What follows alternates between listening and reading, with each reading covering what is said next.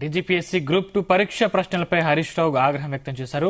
TGPSC లేక APSC పరీక్షన అనే అనుమానం కలుగుతుందన్నారు. మలి తెలంగాణ ఉద్యమ ఉనికిని లేకుండా కుట్ర చేస్తున్నారని మండిపడ్డారు. తెలంగాణ ఉద్యమ చరిత్ర స్థానంలో సమీక్ష పాలకుల చరిత్రను చేర్చుతున్నారంటూ ఆగ్రహం వ్యక్తం చేశారు. తెలంగాణ పోరాటం పేపర్ మీద చేసిన సంతకం కాదు, కాలం మీద చేసిన సంతకం అన్నారు హరీష్ రావు. తెలంగాణ ఉద్యమ చరిత్ర రేవంత్ చెరపాలని అనుకుంటే జరిగిపోదన్నారు.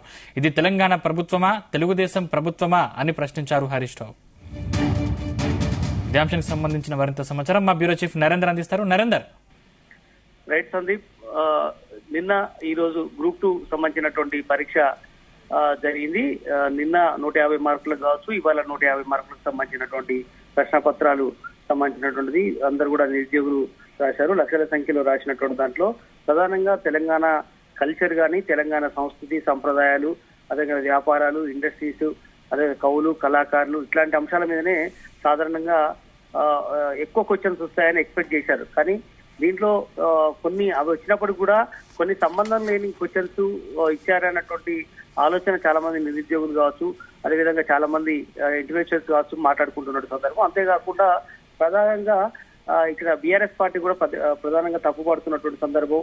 దాదాపు 9 నుంచి 10 క్వశ్చన్ల దాకా కేవలం తెలుగుదేశం పార్టీ, ఆంధ్ర సంబంధించినటువంటి ఇండస్ట్రియలిస్టులు, అదేవిధంగా తెలుగుదేశం పార్టీకి సంబంధించినటువంటి ఆనవాళ్లు, అదేవిధంగా ఆనాడు తెలంగాణ ఉద్యమంలో తెలుగుదేశం పార్టీ పాత్ర, ఇట్లాంటి అంశాల మీద టీజీపీఎస్సీ ఇచ్చినటువంటి గ్రూప్ 2 పరీక్షలో ప్రశ్నలు అడగడం అనేది కొంత వివాదాస్పదంగా మారినటువంటి సందర్భం.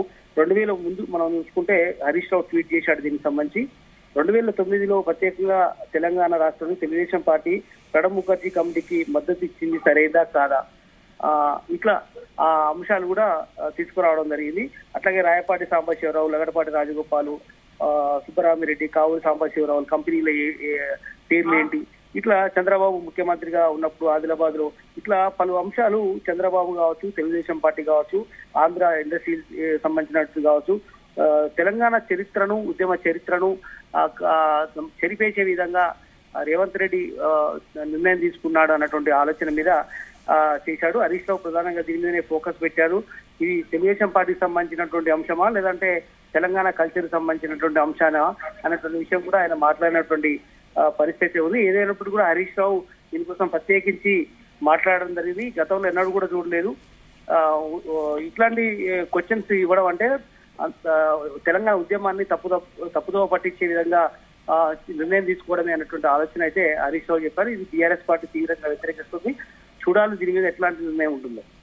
అంటే చంద్రబాబుపై ప్రశ్నలు అడిగారు, మొత్తం టీడీపీకి సంబంధించినవి ఉన్నాయని చెప్పేసి బీఆర్ఎస్ ఆరోపిస్తుంది. దీనిపై ఇప్పటివరకు కాంగ్రెస్ నేతలు స్పందించారా?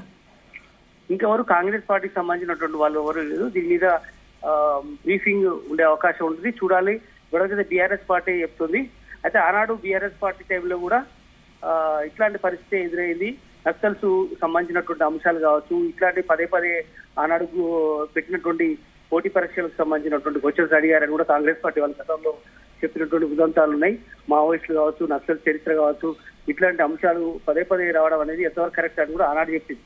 ఈ రోజు మళ్ళీ కాంగ్రెస్ ప్రభుత్వం ఇలాంటి క్వశ్చన్స్ రావడం ఏందన్నటువంటి ఆలోచన కూడా చాలా మంది చెప్తున్నారు.